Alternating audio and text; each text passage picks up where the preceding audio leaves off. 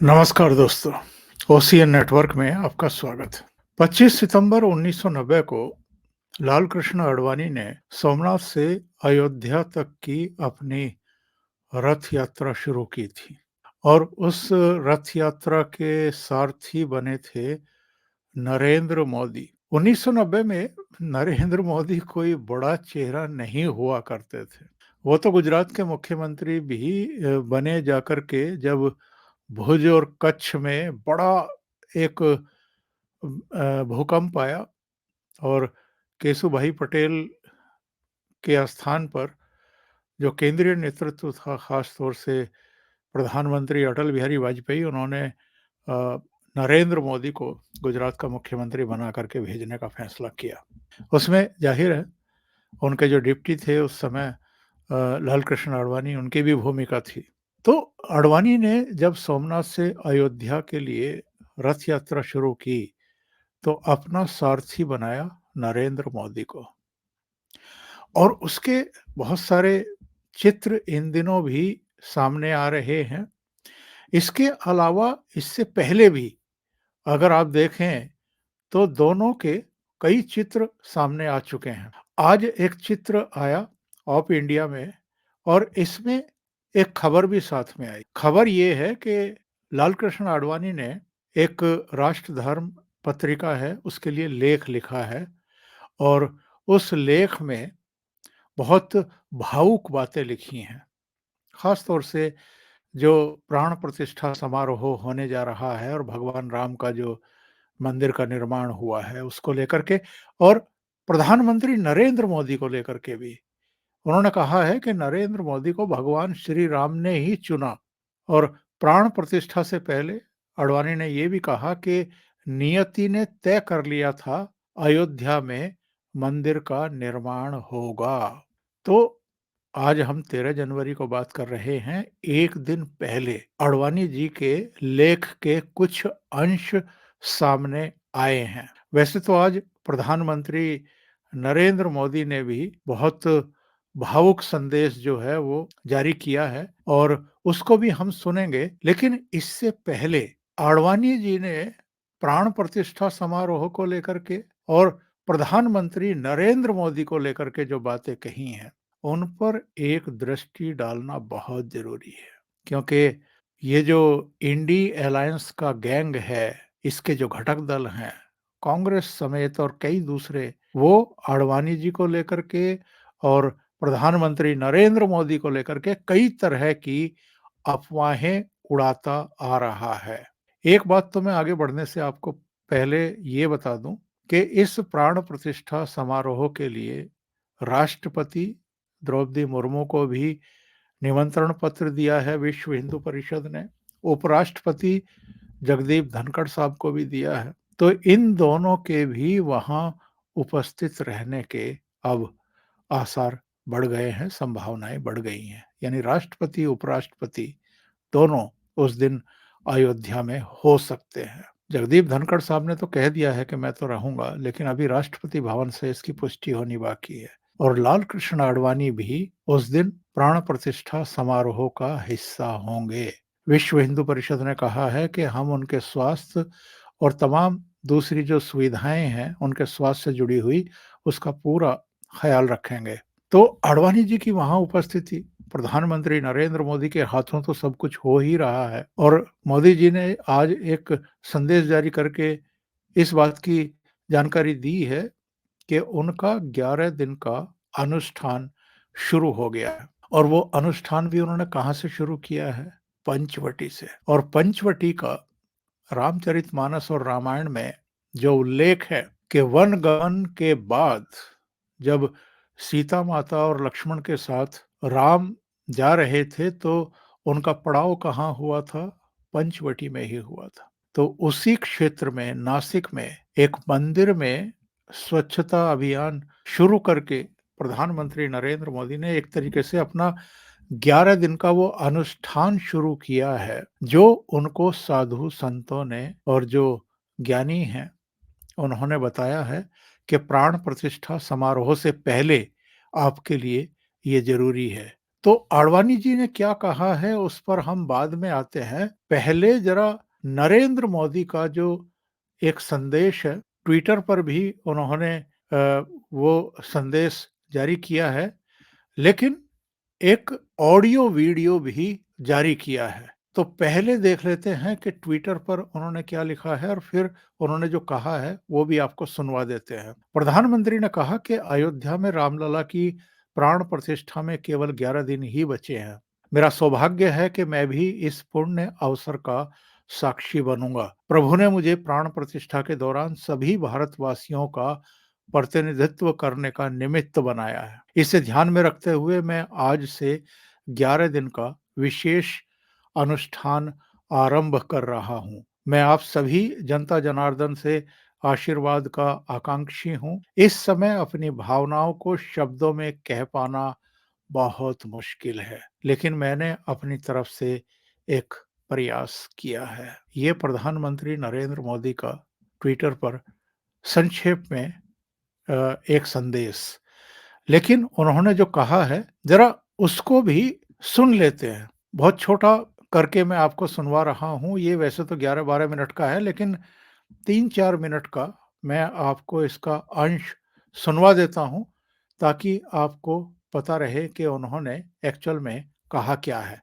आइए सुनते हैं। सियावर रामचंद्र की जय। मेरे प्यारे देशवासियों, राम राम। जीवन के कुछ क्षण ईश्वरीय आशीर्वाद की वजह से ही यथार्थ में बदलते हैं। आज हम सभी भारतीयों के लिए, दुनिया भर में फैले राम भक्तों के लिए ऐसा ही पवित्र अवसर है। हर तरफ प्रभु श्री राम की भक्ति का अद्भुत वातावरण, चारों दिशाओं में राम नाम की धुन, राम भजनों की अद्भुत सौंदर्य माधुरी। हर किसी को इंतजार है 22 जनवरी का, उस ऐतिहासिक पवित्र पल का। और अब अयोध्या में राम लला की प्राण प्रतिष्ठा में केवल 11 दिन ही बचे हैं। मेरा सौभाग्य है कि मुझे भी इस पुण्य अवसर का साक्षी बनने का अवसर मिल रहा है। ये मेरे लिए कल्पनातीत अनुभूतियों का समय है। मैं भावुक हूँ, भाव विह्वल हूँ। मैं पहली बार जीवन में इस तरह के मनोभाव से गुजर रहा हूँ। मैं एक अलग ही भाव भक्ति की अनुभूति कर रहा हूँ। मेरे अंतर मन की ये भाव यात्रा मेरे लिए अभिव्यक्ति का नहीं, अनुभूति का अवसर है। चाहते हुए भी मैं इसकी गहनता, व्यापकता और तीव्रता को शब्दों में बांध नहीं पा रहा हूँ। आप भी भली-भांति मेरी स्थिति समझ सकते हैं। जिस स्वप्न को अनेकों पीढ़ियों ने वर्षों तक एक संकल्प की तरह अपने हृदय में जिया, मुझे उसकी सिद्धि के समय उपस्थित होने का सौभाग्य मिला है। प्रभु ने मुझे सभी भारतवासियों का प्रतिनिधित्व करने का निमित्त बनाया है। निमित्त मात्रम भव सव्यसाचिन। ये एक बहुत बड़ी जिम्मेदारी है। जैसा हमारे शास्त्रों में भी कहा गया है, हमें ईश्वर के यज्ञ के लिए, आराधना के लिए स्वयं में भी दैवीय चेतना जागृत करनी होती है। इसके लिए शास्त्रों में व्रत और कठोर नियम बताए गए हैं, जिन्हें प्राण प्रतिष्ठा से पहले पालन करना होता है। इसलिए आध्यात्मिक यात्रा की कुछ तपस्वी आत्माओं और महापुरुषों से मुझे जो मार्गदर्शन मिला, उन्होंने जो यम नियम सुझाए हैं, उसके अनुसार मैं आज से 11 दिन का विशेष अनुष्ठान आरंभ कर रहा हूँ। इस पवित्र अवसर पर मैं परमात्मा के श्री चरणों में प्रार्थना करता हूँ, ऋषियों, मुनियों, तपस्वियों का पुण्य स्मरण करता हूँ और जनता जनार्दन, जो ईश्वर का रूप है, उनसे प्रार्थना करता हूँ कि आप मुझे आशीर्वाद दें, ताकि मन से, वचन से, कर्म से मेरी तरफ से कोई कमी ना रहे। साथियों, मेरा ये सौभाग्य है कि 11 दिन के अपने अनुष्ठान का आरंभ मैं नासिक धाम पंचवटी से कर रहा हूँ। पंचवटी वो पावन धरा है जहाँ प्रभु श्री राम ने काफी समय बिताया था और आज मेरे लिए एक सुखद संयोग ये भी है कि आज स्वामी विवेकानंद जी की जन्म जयंती है। आप अंदाजा लगा सकते हैं प्रधानमंत्री नरेंद्र मोदी ने कितना बड़ा संदेश दे दिया है अपने इस संदेश में। वो वहां पहुंचे, पंचवटी, जहां वनवास काल में प्रभु श्री राम माता सीता और लक्ष्मण के साथ गए थे और अपने संदेश में उन्होंने कई दूसरे संदेश भी लोगों को दिए हैं, ऐसे लोगों को, ऐसी पार्टियों को, ऐसे नेताओं को दिए हैं जो भारतीय जनमानस को समझते ही नहीं हैं। मैं आडवाणी जी के संदेश की बात कर रहा था। उन्होंने एक लेख के रूप में राष्ट्र धर्म पत्रिका में बहुत भाव विह्वल होकर के ये कहा है कि जब मैंने रथ यात्रा शुरू की थी सितंबर 1990 में और नरेंद्र मोदी मेरे सारथी बने थे, मेरे सहयोगी बने थे, शायद प्रभु राम ने उसी समय ये नियत कर दिया था, निश्चित कर दिया था कि नरेंद्र मोदी के हाथों ही, इसी भक्त के हाथों पूरे भारतवर्ष की जनता की ओर से ये प्राण प्रतिष्ठा होगी। आइए उन अंशों पर एक दृष्टि दौड़ा लेते हैं जो अपने लेख में आडवाणी जी ने कहा है और जिसके बारे में ऑफ इंडिया में आज ही कल एक खबर छपी है। इसमें देखिए उन्होंने क्या कहा है। मैं आपको उसके कुछ अंश पढ़वा देता हूँ। आडवाणी ने कहा कि उन्हें उम्मीद है कि मंदिर सभी भारतीयों को भगवान राम के गुणों को अपनाने के लिए प्रेरित करेगा। उन्होंने कहा उस समय सितंबर 1990 में यात्रा शुरू होने के कुछ दिन बाद मुझे लगा कि नियति ने तय कर लिया है कि एक दिन अयोध्या में एक भव्य राम मंदिर बनाया जाएगा। अब यह केवल समय की बात है। राष्ट्र धर्म नाम की पत्रिका से बात करते हुए लालकृष्ण आडवाणी ने आगे कहा, और रथ यात्रा शुरू होने के कुछ दिनों बाद मुझे एहसास हुआ कि मैं सिर्फ एक सारथी था, मुख्य संदेश यात्रा ही थी। यह रथ पूजा के योग्य था क्योंकि यह भगवान राम के जन्म स्थान पर जा रहा था। और उन्होंने रथ यात्रा को एक्चुअल में अपने राजनीतिक जीवन की सबसे निर्णायक और परिवर्तनकारी घटना भी बताया। ये एक पैरा छोड़ देते हैं, ये इस पर आइए। प्रधानमंत्री नरेंद्र मोदी को बधाई देते हुए आडवाणी ने कहा कि भगवान राम ने अपने मंदिर के जीर्णोद्धार के लिए नरेंद्र मोदी के रूप में अपना भक्त चुना, जिनकी देख-रेख में मंदिर की इमारत बन रही है। उन्होंने कहा कि अब जब पीएम मोदी मंदिर का अभिषेक करेंगे, तो यह भारत के प्रत्येक नागरिक का प्रतिनिधित्व करेंगे।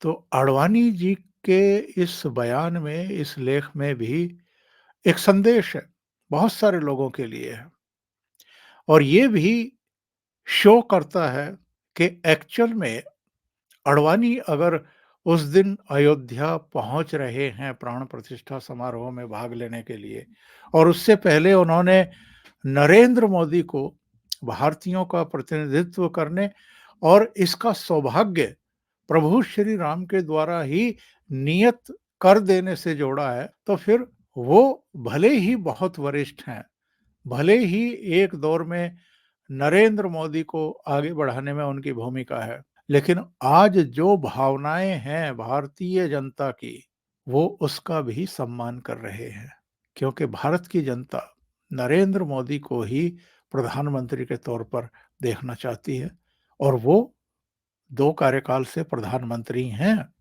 अभी के लिए इतना ही। बहुत-बहुत धन्यवाद। अगर आपको ये चैनल और इसके कंटेंट पसंद आ रहे हैं, तो लाइक करें, कमेंट करें, वीडियो को शेयर भी करें।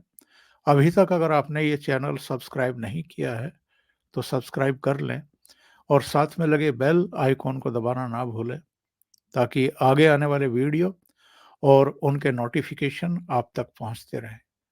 बहुत बहुत धन्यवाद। नमस्कार।